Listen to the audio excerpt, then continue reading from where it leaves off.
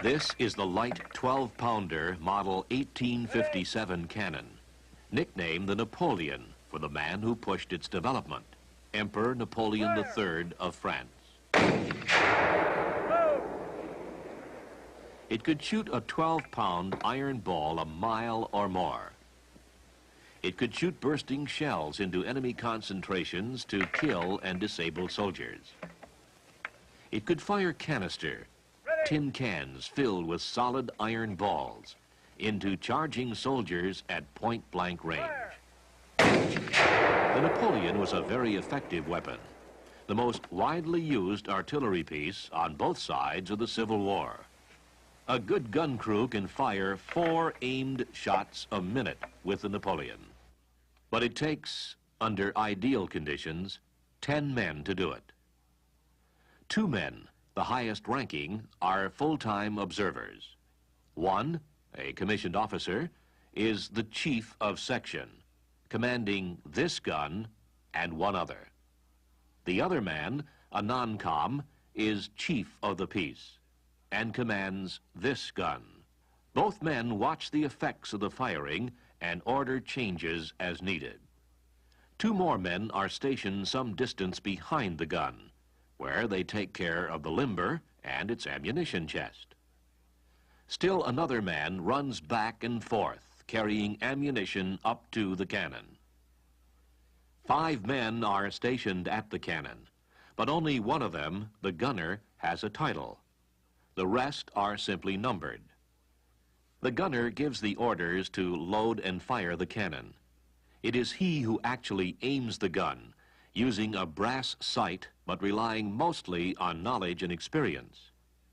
He chooses the right ammunition, estimates the range, judges the elevation, and calculates the effect of wind on his shot. And he does it almost instinctively. Ready?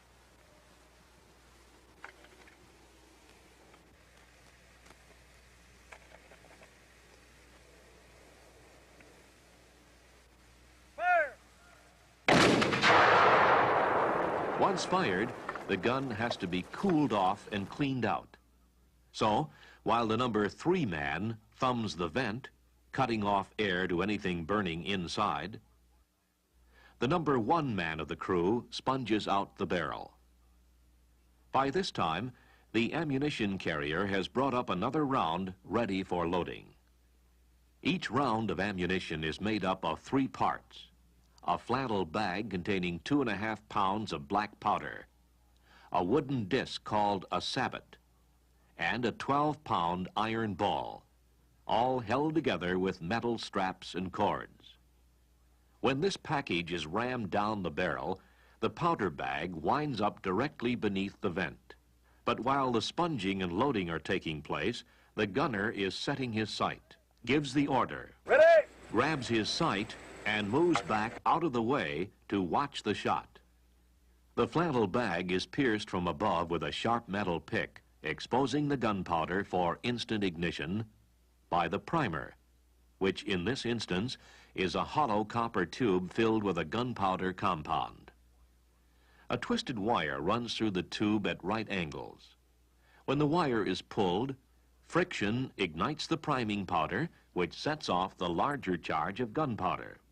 The primer tube shoved deep into the vent and held there while the lanyard takes the strain. And the gunner shouts the order to Fire! Load! The gun is made ready to fire again.